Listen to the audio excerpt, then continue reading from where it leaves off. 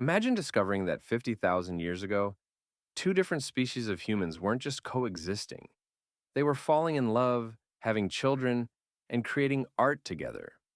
The story of Neanderthals and Denisovans completely transforms how we think about human evolution. That's such a fascinating perspective, especially when you consider the evidence from Denisova Cave. The discovery of Denny, that young girl with mixed parentage, really brings this ancient story into sharp focus. And what makes this even more remarkable is that we're not talking about a one time encounter. The genetic evidence shows multiple instances of interbreeding across generations. These weren't just chance meetings, these were sustained relationships. You know what I find particularly intriguing about this?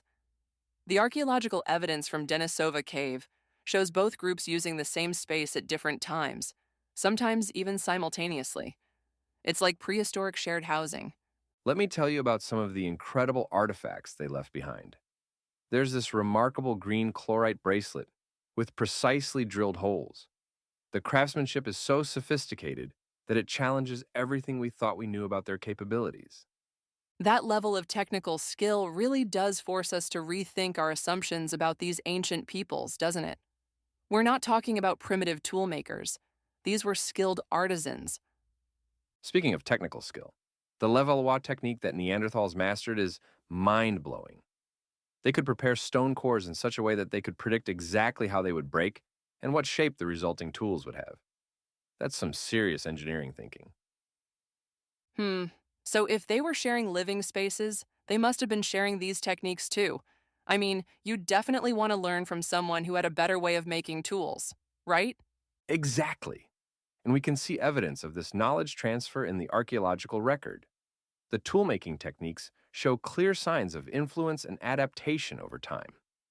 These weren't isolated groups stuck in their ways. They were innovative and willing to learn from each other.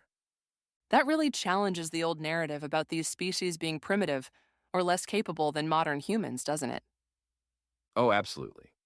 And here's what's even more fascinating.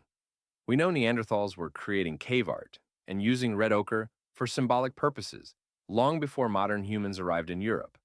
They were capable of abstract thought and artistic expression. Well, that symbolic behavior really suggests these interactions went way beyond just practical knowledge sharing. They must have been exchanging ideas, beliefs, maybe even stories and traditions. And think about this. The genetic evidence shows that Denisovan DNA is still present in modern populations across Asia, particularly in Tibet and Oceania. Their influence literally spans continents and tens of thousands of years. That's such an important point about their geographic reach. We're not just talking about a small, isolated population. These were widespread groups with complex networks of interaction. You know what really gets me? The personal elements of these interactions. When we find something like that chlorite bracelet, we're not just looking at a tool, we're looking at someone's personal expression, their sense of beauty and identity. That really brings these ancient people to life, doesn't it? They weren't just surviving, they were creating, expressing themselves, making choices about how to present themselves to others. And consider the implications of finding hybrid individuals like Denny. These weren't just groups tolerating each other. These were intimate relationships that resulted in children who grew up straddling two different cultures. The social dynamics must have been incredibly complex. I wonder how these children were received by their communities, how they navigated between different cultural traditions. Well, based on what we know about modern hunter gatherer societies, knowledge is typically passed down through complex networks of relationships. These hybrid communities might have actually enhanced the spread of innovations and ideas. So, in a way, these ancient interactions mirror how cultural exchange and innovation happen today through observation, adaptation, and gradual adoption of useful new methods.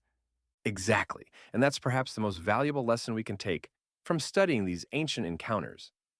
That human progress has always been built on our ability to reach across boundaries and learn from others. That really puts our modern cultural exchanges in perspective, doesn't it? We're just continuing a pattern that's been part of human nature for tens of thousands of years.